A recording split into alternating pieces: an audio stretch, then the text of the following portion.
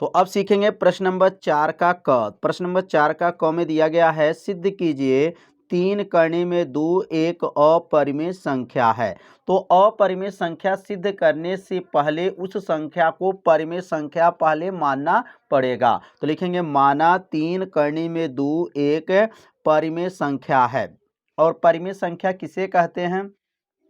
वे संख्या जो p बटा q के रूप में लिखा जाता है, ऐसे संख्या को परिमेय संख्या कहा जाता है। तो यहाँ पर 3 करनी 2 बराबर हो जाएगा, या p बटा q हो जाएगा, यह परिमेय संख्या है। अब ये 3 को क्या करेंगे, नीचे भेज देंगे, तो p बटा क्या बन जाएगा, 3q हो जाएगा। और यहाँ चूंकि लिखेंगे करनी 2 एक कौन संख्या होता है, तो करनी 2 अपरिमेय संख्या होता है, तथा p बटा 3q एक परिमेय संख्या है। तो ये दोनों संख्या कभी बराबर नहीं हो सकता, क्योंकि यह परिमेय है और यह अपरिमेय है, और यह क्या है, परिमेय है। ये दोनों संख्या कभी बराबर नहीं हो सकता है। इसलिए यहाँ पर दोनों संख्या का किया गया है, बराबर को काट दिया गया। मतलब ये दोनों संख्या बराबर कभी नहीं हो सकता, क्योंकि यह अपरिमेय और यह परिमेय कभी नहीं बराबर होगा। अतः 3 करनी 2 एक क्या है, अपरिमेय संख्या है। बहुत आसान विधि से बताया गया। तो आप सभी विद्यार्थियों को यह प्रश्न अच्छे से समझ में आ गया होगा। तो अगला प्रश्न सीखेंगे 4 का ख। यदि tan a बराबर काट b है, तो सिद्ध कीजिए a प्लस b बराबर 90 अंश। अब यहाँ पे देखेंगे प्रश्न में क्या दिया गया है कि tan a बराबर काट b दिया गया है। तो tan a बराबर काट b हो गया। अब tan a को यहाँ नीचे नोट कर लेंगे, काट, अब देखिए काट b के जगह पर हम लोग क्या सूत्र लिख सकते हैं, काट थीटा का सूत्र होता है tan 90 माइनस थीटा होता है। ये किसका सूत्र है, काट थीटा का सूत्र होता है tan 90 माइनस थीटा। अब यहाँ पर इस काट को हटा देंगे और यहाँ लिखेंगे tan 90 माइनस b। अब यहाँ पर b है तो इसलिए यहाँ पर भी b लिखेंगे। अब यहाँ दोनों सेम सेम आ गया, tan। अब लिखेंगे तुलना करने पर, अब तुलना जब करेंगे तो यहाँ का tan और यहाँ का tan जो है हट जाएगा, और दोनों tan हटने के बाद से a बराबर हो जाएगा 90 माइनस b हो जाएगा। अब यहाँ पर b को पक्षांतर कर लेंगे, तो जब b पक्षांतर हो जाएगा तो माइनस b है, पक्षांतर करने पर प्लस b हो जाएगा। तो a प्लस b बराबर क्या हो जाएगा, 90 अंश। और यही क्या करना था, सिद्ध करना था। बहुत आसान विधि है। तो अब अगला प्रश्न समझेंगे। तो अब यहाँ पे प्रश्न दिया गया 4 का ग। 6 मीटर लंबी वाले एक ऊर्ध्वाधर स्तंभ की भूमि पर छाया की लंबाई 4 मीटर है, जबकि उसी समय एक मीनार की छाया की लंबाई 28 मीटर है। मीनार की ऊंचाई ज्ञात कीजिए। अब यहाँ पर आप चाहे 2 आकृति बना सकते हैं। पहली आकृति क्या बनेगा, तो पहली आकृति जैसे यहाँ पर एक 6 मीटर की जो है यह लंबा ऊर्ध्वाधर स्तंभ है, और इसके भूमि से छाया कौ मीटर है, 4 मीटर है, क्योंकि प्रश्न में दिया गया 4 मीटर है।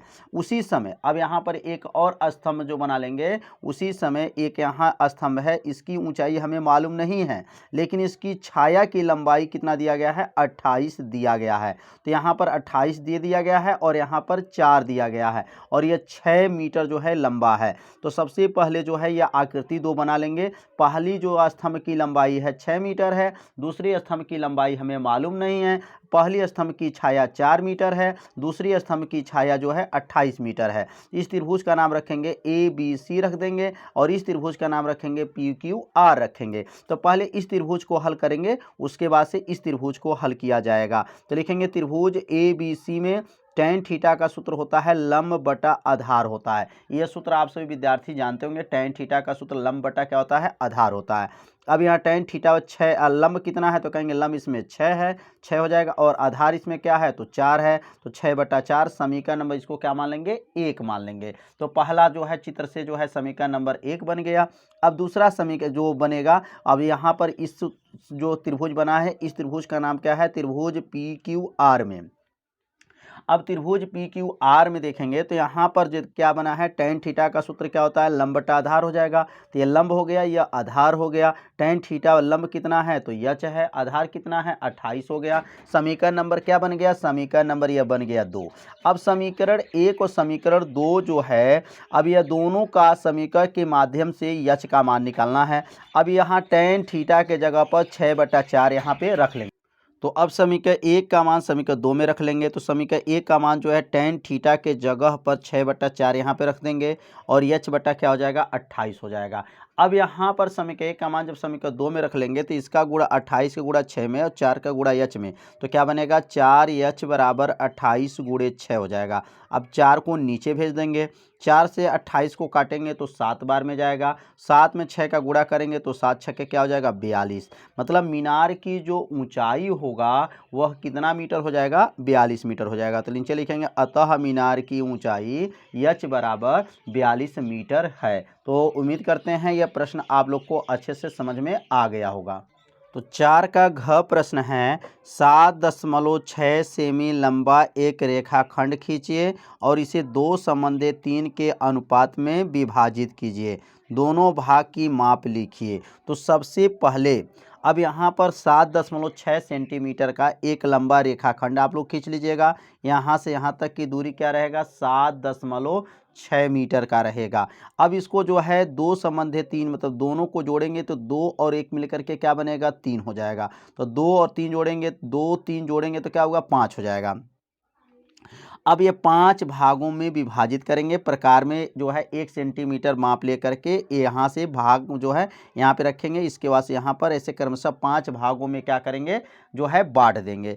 5वें वाला भाग से इसको लास्ट वाले भाग से क्या करेंगे मिला देते हैं और इसके जो समांतर, इसके समांतर और यहाँ पर 2 वाले पे, क्योंकि यहाँ पर 2 संबंधित 3 तो 2 पे जो है इसके समांतर रेखा नीचे की तरफ क्या करेंगे खींच देंगे। तो यह अनुपात क्या बन जाएगा 2 संबंधित 3 का जो है यह अनुपात बन जाएगा। तो समझ में आ गया होगा। तो इसकी रचना भी आप सभी विद्यार्थी कर लीजिएगा। और यह अनुपात क्या था 2 संबंधित 3 हो गया और ए बी की लंबाई क्या है 7.6 सेंटीमीटर है। तो यहाँ पर ए सी संबंधित सी बी का अनुपात क्या हो जाएगा 2 संबंधित 3 का अनुपात हो जाएगा। अब अगला प्रश्न देखेंगे यहाँ पर 5 का क प्रश्न दिया गया है ऐसे 2 क्रमागत विषम धन पूर्णांक ज्ञात कीजिए जिनके वर्गों का योग क्या है 290 है। तो ऐसे 2 क्रमागत विषम पूर्णांक अगर लेना है तो क्या क्या विषम पूर्णांक लिया जाता है। तो माना 2 क्रमागत विषम पूर्णांक x तथा x प्लस 2 है। विषम पूर्णांक अगर 2 माना जाता है तो x कामा x प्लस 2 मान लेते हैं। अब इसमें कहा गया है दोनों क्रमागत विषम धन पूर्णांकों के वर्गों का योग, इनको वर्ग किया जाएगा। पहला संख्या का वर्ग हो जाएगा, दूसरा संख्या का वर्ग का योग किसके बराबर कहा गया है 290 के बराबर कहा गया है। अब यहाँ वर्गों का योग हो गया 290 के बराबर हो गया। अब यहाँ x का वर्ग को नीचे नोट कर लेंगे। अब यहाँ पर होल स्क्वायर बन गया, a प्लस बी का होल स्क्वायर हो गया, a का वर्ग प्लस यहाँ पर 2ab प्लस बी स्क्वायर बराबर 290 हो गया। x का वर्ग नीचे नोट कर लेंगे, x का वर्ग हो गया 2 दूना 4x हो जाएगा, 2 का वर्ग 4 हो जाएगा, 1x स्क्वायर मिलकर के 2x स्क्वायर बन गया। 4x को यहाँ नोट कर लेंगे, 4 यहाँ नोट हो जाएगा। 290 को क्या करेंगे यहाँ पर चाहे तो पक्षांतर कर सकते हैं या नहीं पक्षांतर करेंगे तभी कोई दिक्कत नहीं है। इसमें से 2 कॉमन ले लीजिए। अब दोनों में से जब 2 कॉमन हो जाएगा तो x स्क्वायर है या 4 है तो 2x हो जाएगा, 4 है तो 2 हो जाएगा। अब 2 को नीचे भेज देंगे, किसके नीचे 290 के नीचे भेज देंगे। अब 290 जो के नीचे 2 चला गया। अब 290 से जब 290 को 2 से काटेंगे तो 145 बार में जाएगा। अब 145 से प्लस में है, पक्षांतर करेंगे तो क्या बनेगा माइनस हो जाएगा। अब 2 में से 145 घटा देंगे तो 143 हो जाएगा, माइनस में 143 बराबर 0। अब गुणा करने पर 143 आ जाए और घटाने पर 2 आ जाए तो कौन सा ऐसा अंक है जो गुणा कर दे तो 143 और घटाने पर 2 आ जाए। तो 13 में से जब 11 घटा देंगे तो 2 आ जाएगा और 13 में जब 11 का गुणा करेंगे तो 143 आ जाएगा। अब x स्क्वायर हो जाएगा, 13 में x का गुणा करेंगे तो 13x हो गया, 11 में x का गुणा करेंगे तो माइनस 11x हो जाएगा, माइनस 143 बराबर क्या हो गया 0 हो गया। अब यहाँ से जो है दोनों में देखेंगे x कॉमन है तो x को बाहर कर लेंगे, x प्लस 13 हो गया, माइनस 11 इसमें से कॉमन कर लेंगे तो x प्लस 13 हो जाएगा बराबर 0 हो गया। अब दोनों में देखेंगे x प्लस 13 दोनों में से बाहर कर लेंगे, x प्लस 13 को बाहर कर लेंगे तो दूसरे क्वेश्चन में क्या बचेगा x माइनस 11 बराबर 0 हो गया।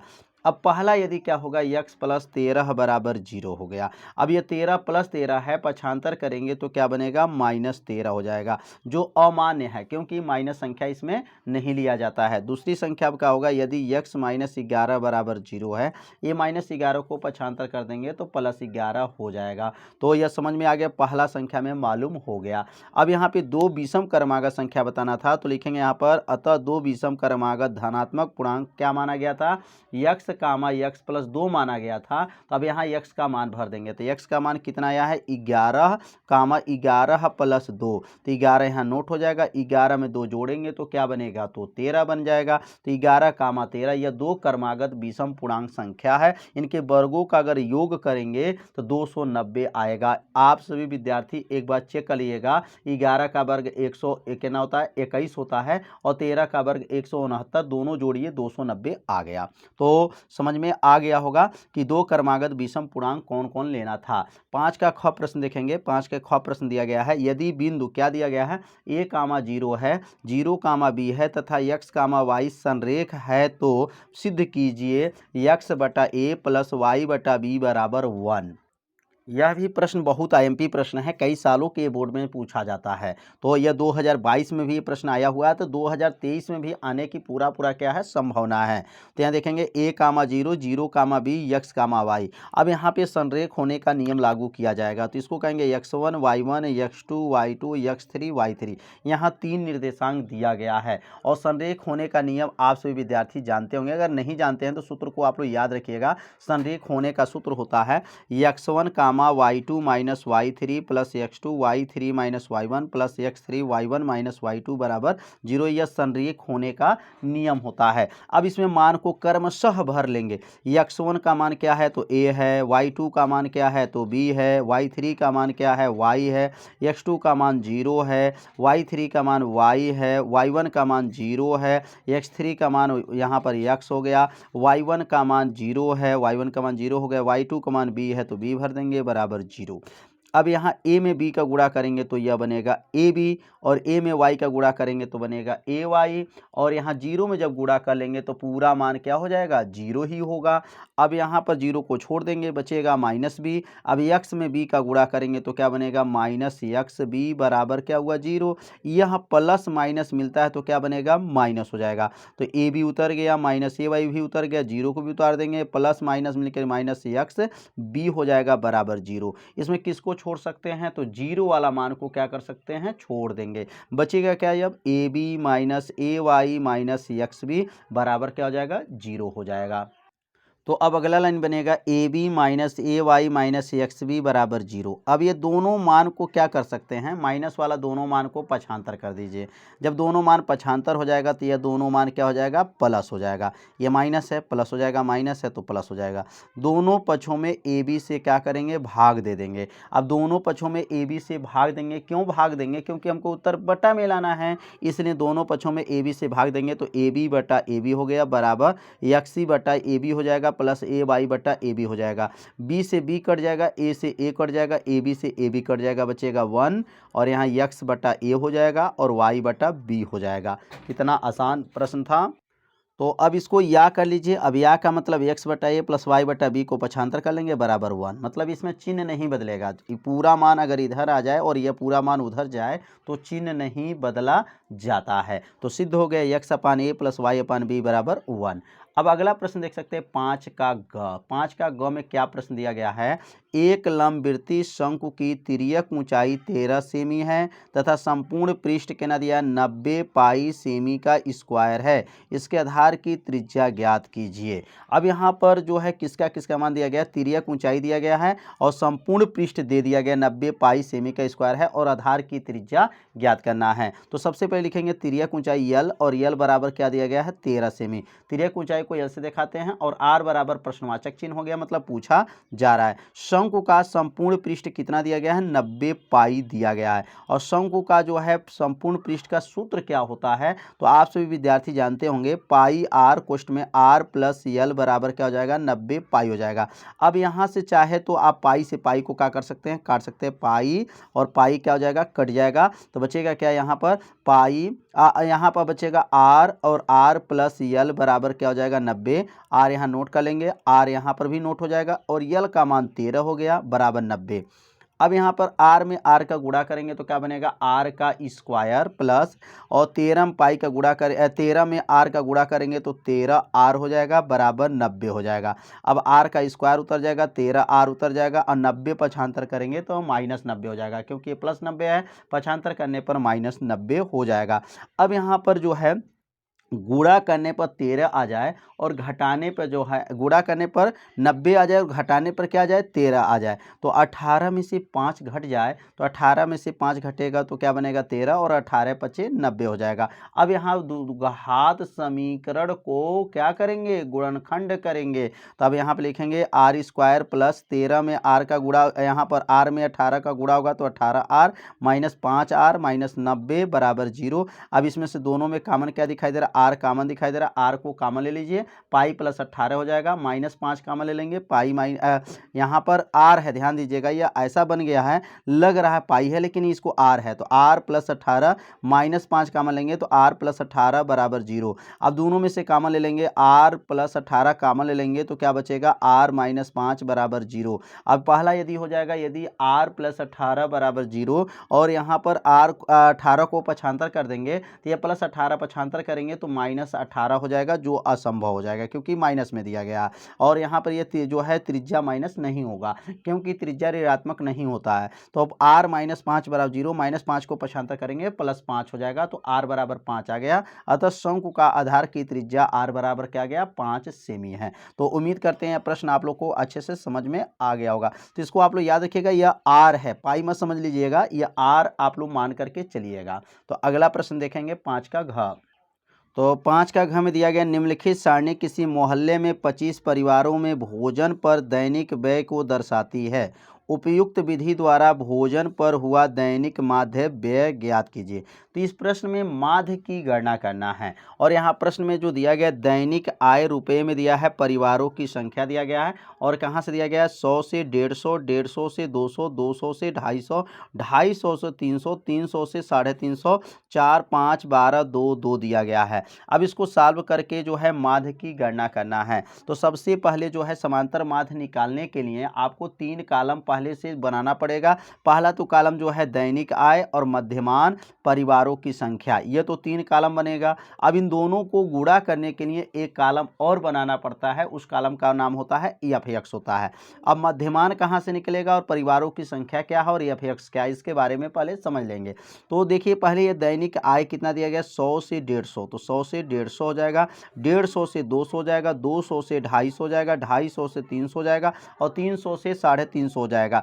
अब यह मध्यमान कैसे निकाला जाता है, तो मध्यमान ज्ञात करेंगे। मध्यमान कैसे ज्ञात करते हैं, तो दोनों जोड़ के आधा 100 और 150 जोड़ेंगे तो 250 होगा और 250 का आधा 125 हो जाएगा।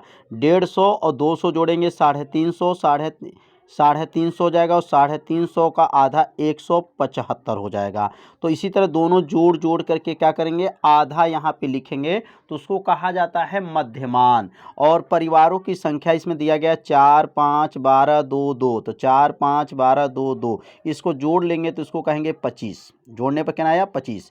और यहाँ 125 का 4 का गुणा करेंगे तो 500, 175 का गुणा 5 में करेंगे तो 875, 225 के गुणा 12 में करेंगे तो 2700, 275 के गुणा 2 में करेंगे 550, 325 के गुणा 2 में करेंगे तो 650 आ जाएगा। अब इसको सबको जोड़ लेंगे, अब जोड़ेंगे तो कितना आएगा, तो इसका सभी जोड़ आएगा 5275 आ जाएगा। आप सभी विद्यार्थी एक बार जोड़ लीजिएगा और इसका जोड़ जो है 25 आ गया। और समांतर माध्य का सूत्र क्या होता है, तो समांतर माध्य बराबर होता है सिग्मा FX बटा सिग्मा F। किसका सूत्र है, सिग्मा FX बटा सिग्मा F, मतलब सिग्मा का मतलब होता है जोड़ और किसका लाइन का जोड़ होता है, तो FX लाइन का जोड़ कितना है, तो 5275, तो FX का जोड़ जो है 5275 लिख देंगे। अब भागा जो है 25 हो गया, 25 से भाग करेंगे 5275 में तो कितना आ जाएगा, 211 आ जाएगा। तो नीचे लिख देंगे अतः भोजन पर हुआ दैनिक माध्य व्यय कितना हो जाएगा, 212 है।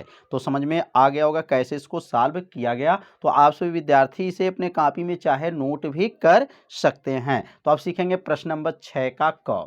तो 6 का क में दिया गया है एक आयताकार खेत का विकर्ण उसके छोटी भुजा से 60 मीटर अधिक लंबा है। एक आयताकार खेत है, उसका विकर्ण जो है उसकी छोटी भुजा से कितना अधिक है, 60 मीटर अधिक है। यदि बड़ी भुजा छोटी भुजा से 30 मीटर अधिक हो तो खेत का भुजाएं ज्ञात कीजिए। तो यहाँ पर सबसे पहले छोटी भुजा को मानेंगे कि माना छोटी भुजा क्या है, यक्स है। तो माना छोटी भुजा या चित्र में देख सकते हैं बीसी है, बीसी क्या है, यक्स मीटर है। विकर्ण जो कह रहा है छोटी भुजा से 60 मीटर अधिक है, यक्स प्लस 60 हो जाएगा, तो यक्स प्लस 60 मीटर हो जाएगा, विकर्ण हो गया। और बड़ी भुजा ए बी इसमें हो जाएगा, ए बी क्या हो जाएगा, यक्स प्लस 30 कह रहा है, मतलब इससे जो है 30 मीटर अधिक किया है। तो यह जो है विकर्ण छोटी भुजा से 60 अधिक है और यह 30 अधिक हो गया है। अब सूत्र होता है त्रिभुज ए बी सी में अगर प्रयोग करते हैं तो सूत्र होता है पाइथागोरस पर में आप सभी विद्यार्थी पढ़े होंगे, कर्ण का वर्ग बराबर होता है लंब का वर्ग प्लस आधार का वर्ग होता है। कर्ण का वर्ग मतलब कर्ण के स्थान पे क्या दिया गया है, यक्स प्लस 60 का वर्ग हो जाएगा बराबर लंब का वर्ग यक्स हो जाएगा प्लस आधार का वर्ग यक्स प्लस 30 का वर्ग हो जाएगा। अब यहाँ पर भी होल स्क्वायर बना है और यहाँ पर भी होल स्क्वायर बना है, तो दो जगह जो है पहले होल स्क्वायर को तोड़ लेंगे। तो ए प्लस बी का होल स्क्वायर क्या होता है, पहले ए स्क्वायर होता है प्लस बी स्क्वायर होता है प्लस 2ab, मतलब ए की जगह पे यक्स है, बी की जगह पे 60 है, 2 हो गया, यक्स हो जाएगा, बी की जगह पे 60, यहाँ पर यक्स का वर्ग नोट कर लेंगे। अब यक्स प्लस 30 का होल वर्ग क्या होगा, ए का वर्ग होगा प्लस बी का वर्ग होगा प्लस 2ab हो जाएगा। तो यहाँ पर भी होल स्क्वायर तोड़ लेंगे, ए प्लस बी का whole square, a square b square plus 2ab।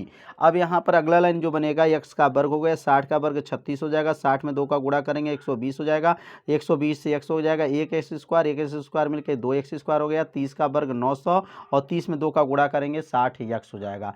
अब यहाँ पे क्या देखेंगे, इसको यह कर लेंगे, यह बड़ा मान है और यह मान छोटा है, यहाँ 2x स्क्वायर है, यहाँ 1x स्क्वायर है, तो यह मतलब 2x स्क्वायर होने की वजह से पूरा मान पहले इधर नोट कर लेंगे, 2x square plus 900 plus 60x हो जाएगा बराबर x square plus 3600 plus 120x हो जाएगा।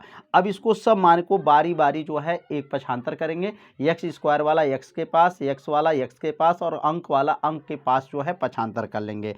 तो 2x स्क्वायर है, अब यह x स्क्वायर पक्षांतर होगा तो माइनस एक्स स्क्वायर हो गया प्लस 60 एक्स हो जाएगा, और 120 प्लस में है माइनस में इधर पक्षांतर करेंगे तो माइनस 120 हो जाएगा प्लस 900 हो जाएगा प्लस 3600 माइनस 3600 बराबर 0।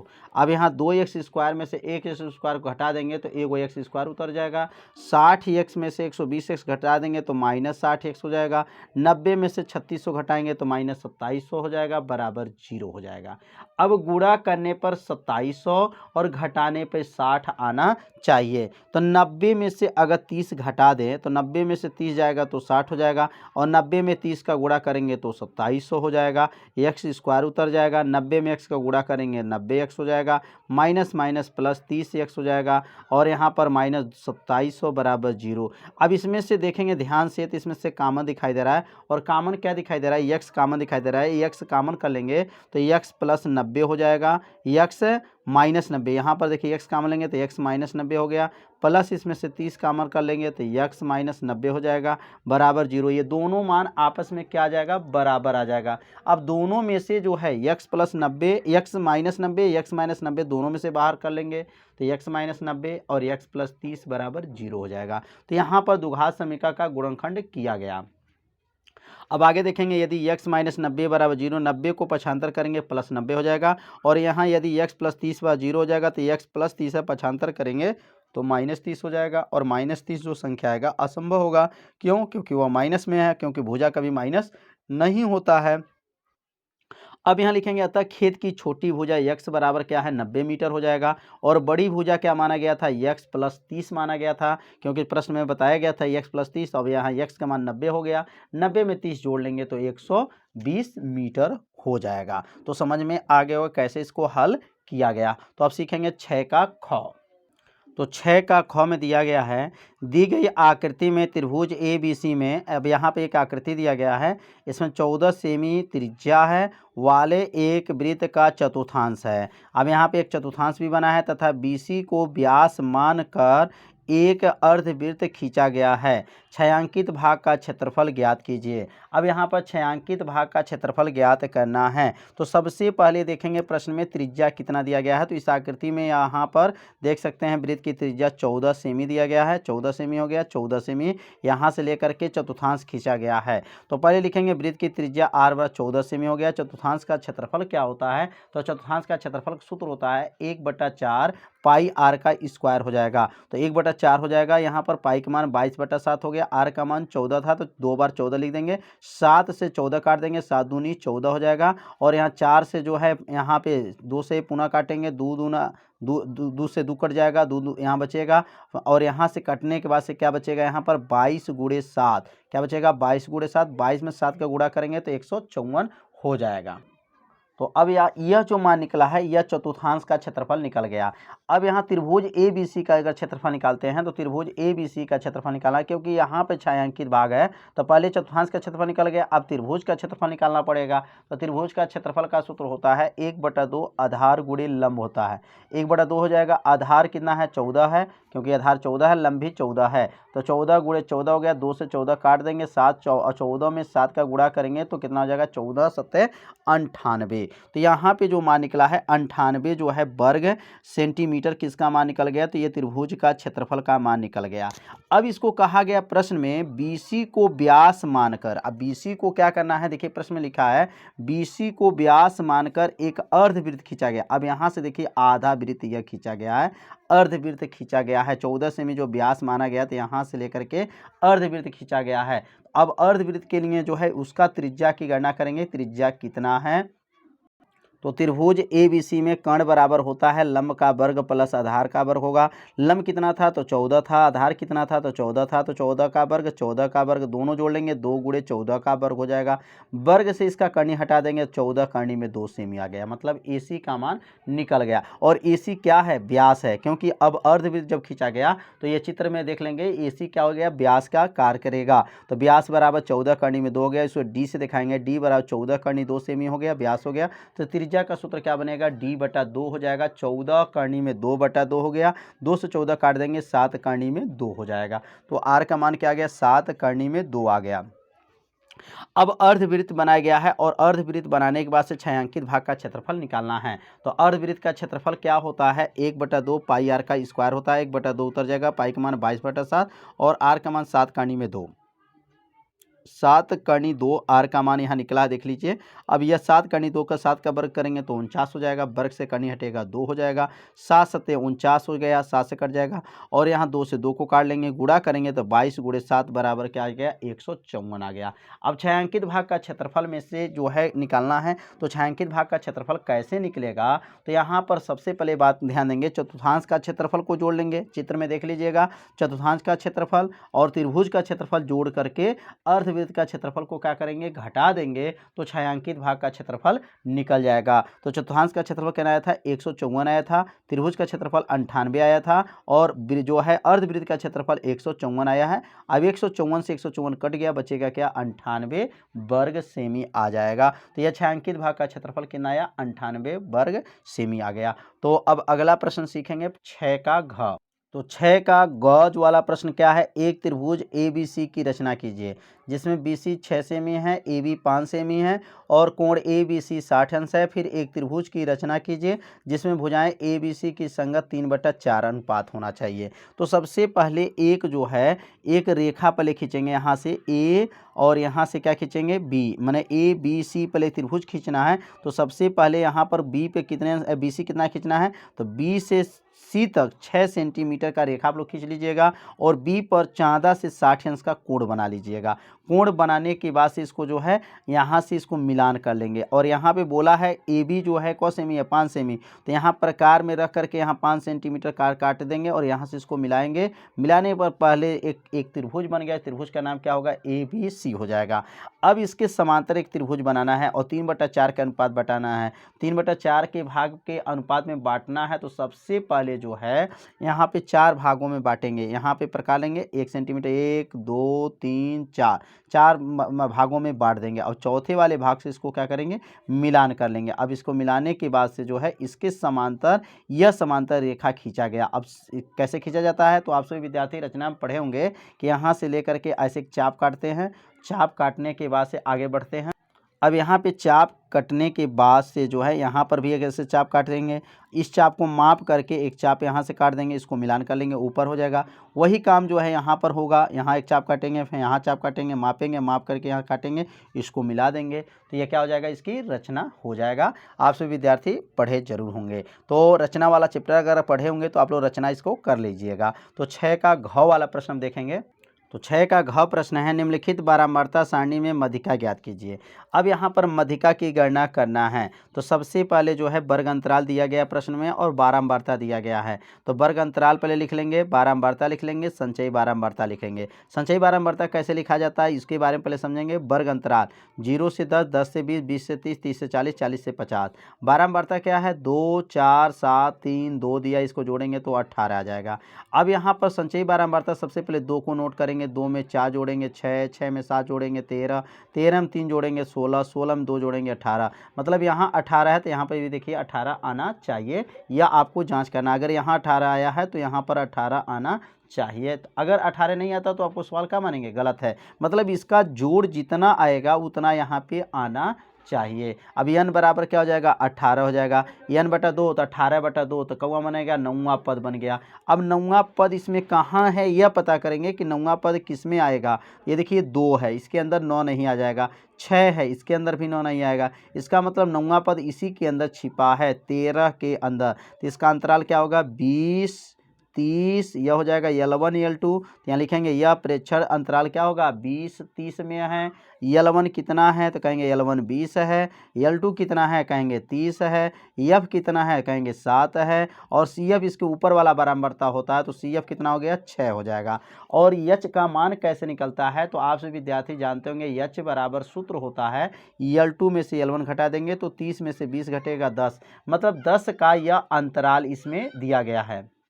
तो अब मध्यिका का सूत्र क्या होता है, तो L1 प्लस n बटा 2 माइनस CF बटा F गुणे H, यह किसका सूत्र है, तो यह मध्यिका का सूत्र है। अब L1 का मान क्या है, तो 20 है। L1 का मान देख लीजिए प्रश्न में 20 है। n बटा 2 क्या है, तो n का मान 18 बटा 2 हो जाएगा, माइनस CF 6 हो गया, F का मान 7 हो गया, H का मान 10 हो गया। अब 20 उतर जाएगा, 2 से 18 काटेंगे 9, 9 में से 6 जाएगा तो 7 हो जाएगा, गुणे 10 हो जाएगा। तो 9 में से 6 घटाएंगे तो क्या बनेगा, 3, 3 बटा 7 गुणे क्या बनेगा, 10 हो जाएगा। तो अब अगला लाइन देखेंगे, तो अगला बना 20 प्लस 3 गुणे 10 हो जाएगा। और 30 में जो है 10 में 3 का गुणा करेंगे 30 बटा 7, 7 से 30 में भाग करेंगे 4.28 आ जाएगा। तो 20 में 4.28 जोड़ेंगे तो क्या बनेगा, 24.28 हो जाएगा। इसका क्या बनेगा, आंसर आ जाएगा। तो उम्मीद करते हैं आप लोग को अच्छे से समझ में आ गया होगा। तो अब सीखेंगे 7 का क। अब 7 का क में प्रश्न क्या दिया गया है, सभी खंड करना है। और यहाँ प्रश्न दिया गया है कि एक नाव पुल की ओर आ रही है। एक नाव है वह पुल की ओर आ रही है। किसी समय जो है पुल का उन्नयन कोण क्या था, 30 अंश देखा गया। उस समय जब यहाँ पर जैसे मान लेते हैं एक पुल है और पुल से जो है पुल की ओर जो है एक नाव यहाँ से ए से बी की ओर जो है जा रही है, लेकिन उस समय उन्नयन कोण क्या था, 30 अंश का था।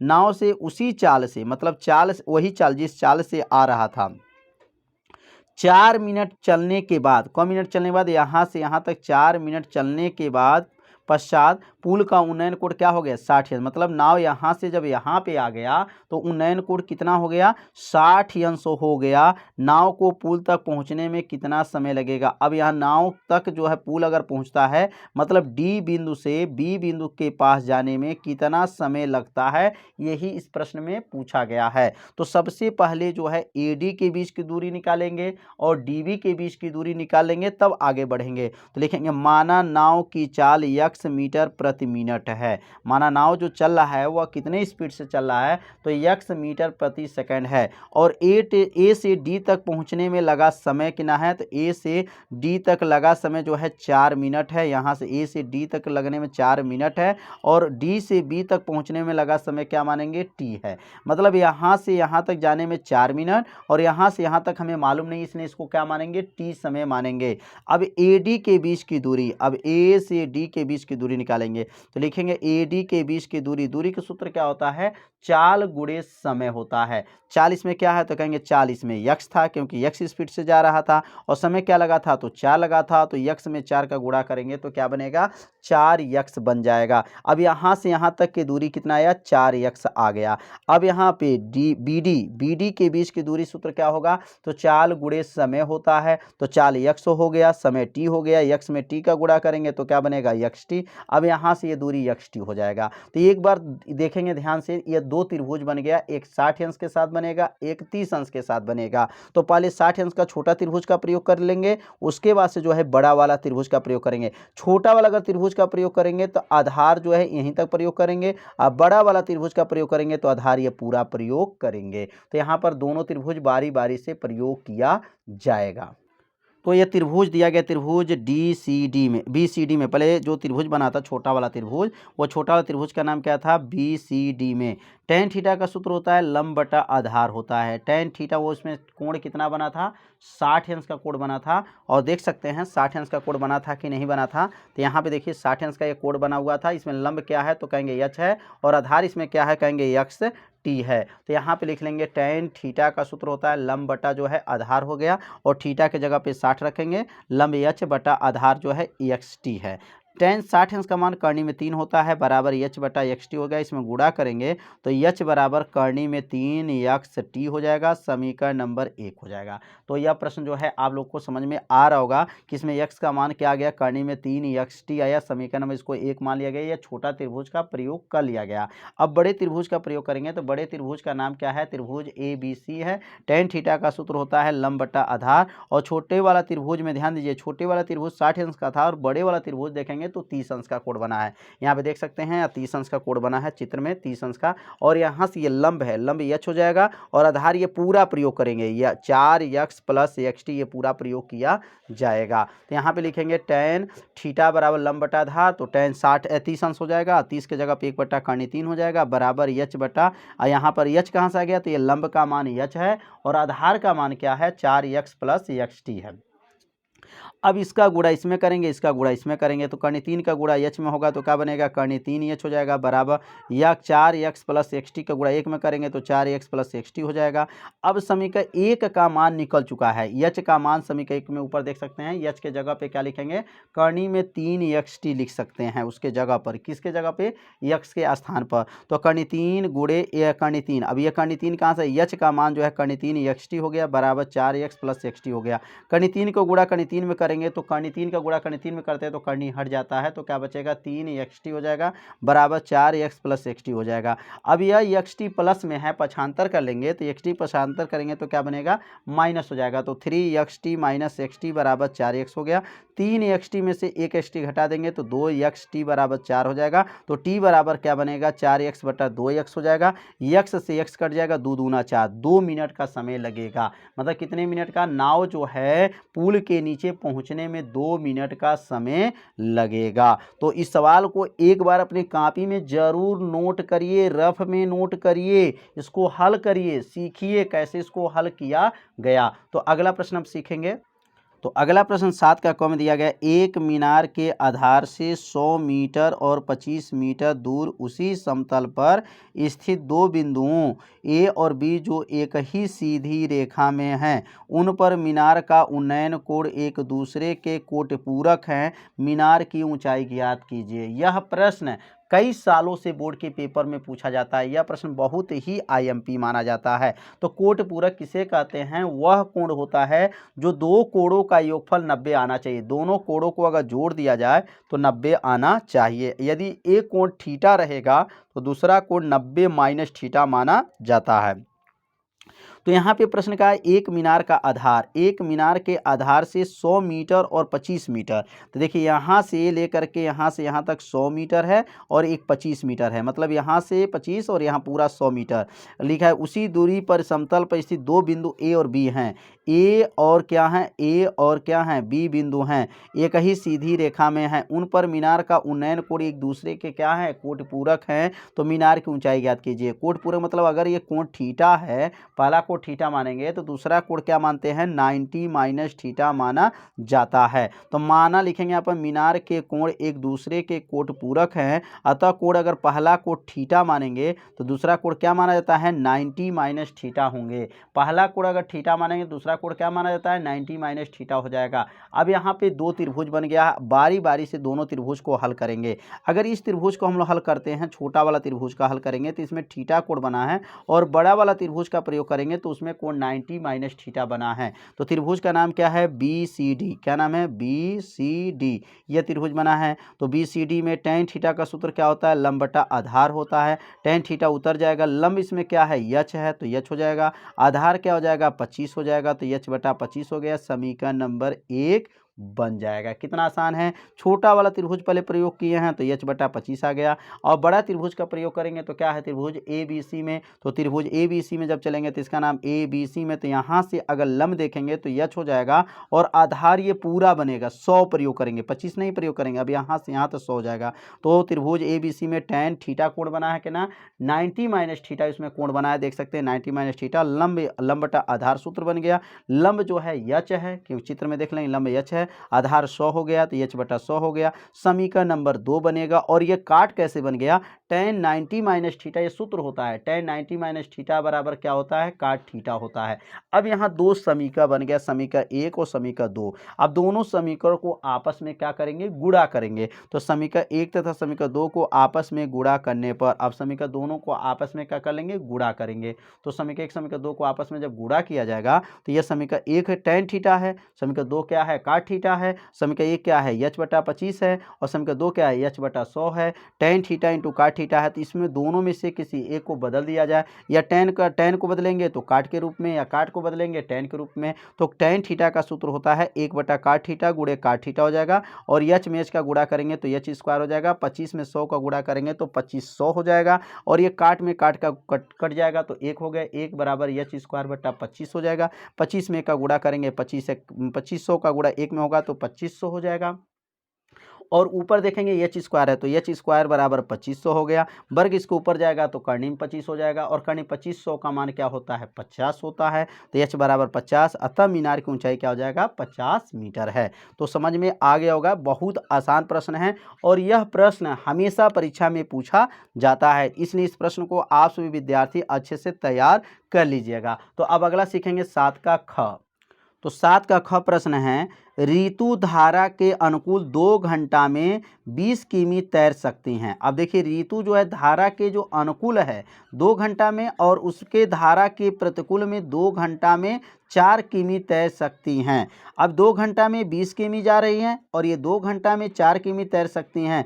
स्थिर जल में उसकी तैरने की चाल तथा धारा की चाल ज्ञात कीजिए। तो यहाँ पर एक प्रतिकूल और एक अनुकूल दिया गया है। तो लिखेंगे माना ऋतु का शांत जल में चाल क्या है, x किमी प्रति घंटा है। मतलब जो ऋतु शांत जल में जो जल का चाल माना जा रहा है तो क्या माना गया, x किमी प्रति घंटा है, और धारा का चाल अगर माना जा रहा है तो क्या माना गया है, y किमी प्रति घंटा है।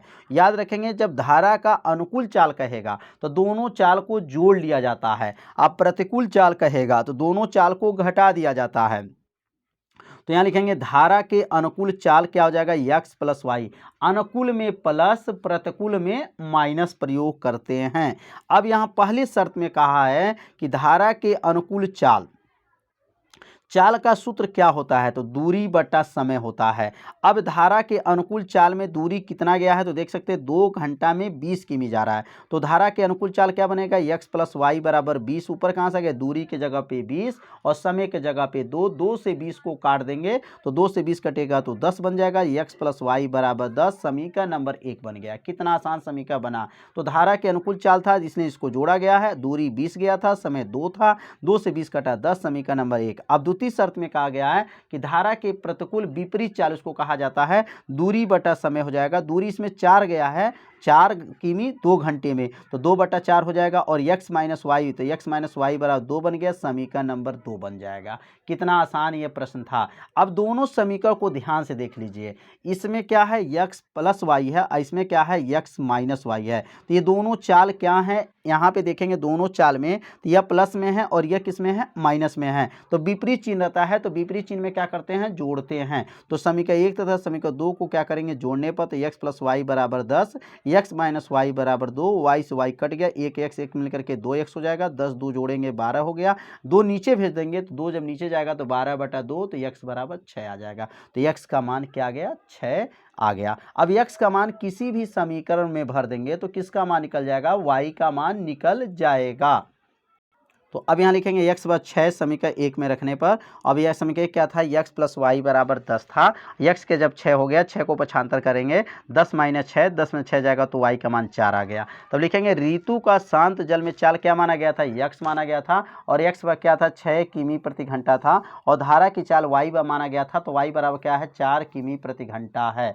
तो समझ में आ गया होगा कैसे इसको सॉल्व किया गया। इसमें अथवा प्रश्न भी आया हुआ था 7 के ख में, तो देख सकते हैं अथवा प्रश्न में क्या पूछा गया था, निम्न लिखा निम्न समीकरण युग में रैखिक समीकरण युग में बदल कर हल कीजिए। अब इसको रैखिक समीकरण में बदला जाएगा और समीकरण बदल करके इसको हल करना है। तो यहाँ पे पहला जो दिया गया 7x माइनस 2y बटा एक्स वाई बराबर 5 और 8x प्लस 7y बटा एक्स वाई बराबर क्या है, 15 है। अब इसको पहले वाले जो है समीकरण को पहले नोट करेंगे, 7x माइनस 2y बटा एक्स वाई बराबर 5 है।